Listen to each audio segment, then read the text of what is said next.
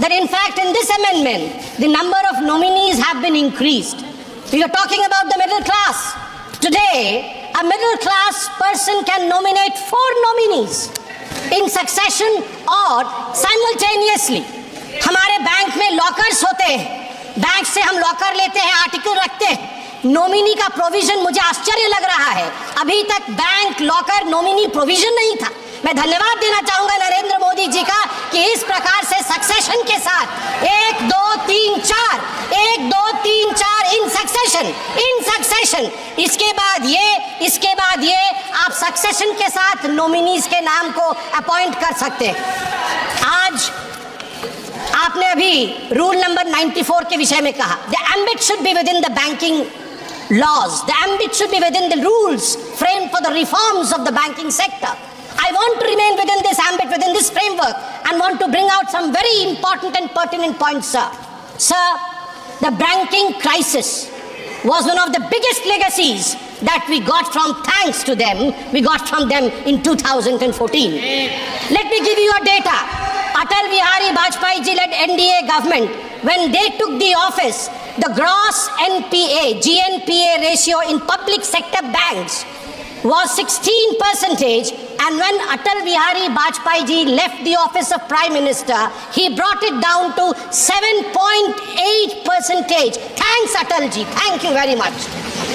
In September 2013, when they were in governance concluding side, this ratio went up to 12.3%. Atal ji had given them 7.8%. It went up thanks to the phone banking system. Dada, ठीक है तो English का phone banking system. Phone banking system. You are trying to improvise upon me, so I thought I'll take your permission and I'll seek your permission. Phone banking system of the Congress Party, where the 2 P's. You need not be a performer, but you need to be a powerful man with powerful connections in the system.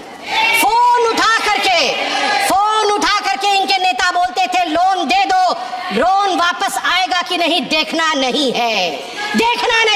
ये इसी phone banking system का नतीजा रहा कि हम NPA में गले तक डूब गए थे। थैंक यू नरेंद्र मोदी जी, आपने इंसॉल्वेंसी बैंकिंग कोड लाके आज सिस्टम को सुधारने का काम किया है।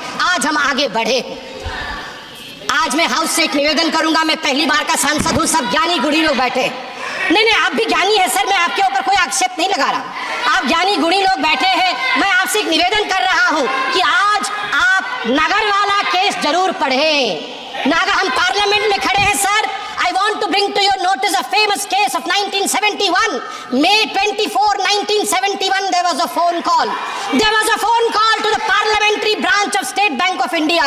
Phone uthaya Mr. Malhotra, the bank manager, and he heard the voice of Mrs. Indira Gandhi, the then Prime Minister. Indira Gandhi said in 1971 to Nagarwala, 60 lakh रुपए दे दो, 60 लाख रुपए दे दो बैंक से निकाल करके। नगरवाला जी को 60 लाख रुपए बैंक से निकाल करके इंदिरा गांधी जी के कहने पर नगरवाला को दे दिया गया। बाद में इस पूरे इशू पे रेड्डी कमीशन बैठा, इंदिरा जी का नाम तो नहीं आया, मगर उनको क्लियरेंस भी नहीं मिली पूरी तरीके से। आज भी बैंकिंग फ्रॉड का thrilling story, mysterious story of the banking fraud during Indira's time is Nagarwala case, phone banking system. सभापति महोदय, मैं आपको बताना चाहता हूं कि जहां तक ग्रॉस एडवांसेस है बैंकिंग सिस्टम का, ग्रॉस एडवांसेस, सभापति जी मैंने ऐसा कुछ तो नहीं कहा है कि लोग मेरे पे नाराज हो रहे हैं। सभापति जी, जहां तक ग्रॉस एडवांसेस है पीएसबी पब्लिक सेक्टर बैंक्स का, आपको जान के आश्चर्य होगा कि 2004 मार्च में ये 6.6 लाख करोड़ का था ग्रॉस एडवांसेस। जो ऋण दिया जाता है तुरंत वापस लेने के लिए, वो ग्रॉस एडवांसेस 6.6 लाख करोड़ का था। मार्च 2012 में जब इनकी सरकार थी यूपीए की, वो बढ़ करके ग्रॉस एडवांस 39 लाख करोड़ का बना, 39 लाख करोड़ का बना। जिसको मन उसको उठा के लोन दिया इन लोगों ने, लोन वापसी नहीं ली।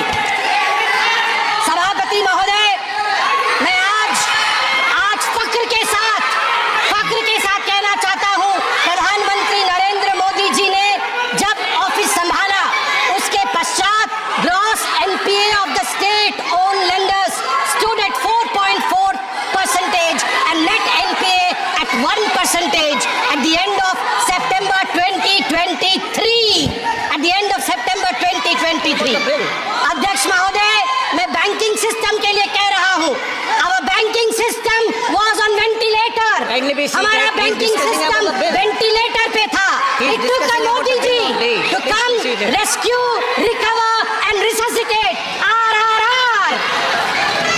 तेलुगु में अभी एक बहुत बड़ी मूवी है RRR, रेस्क्यू, रिससिटेट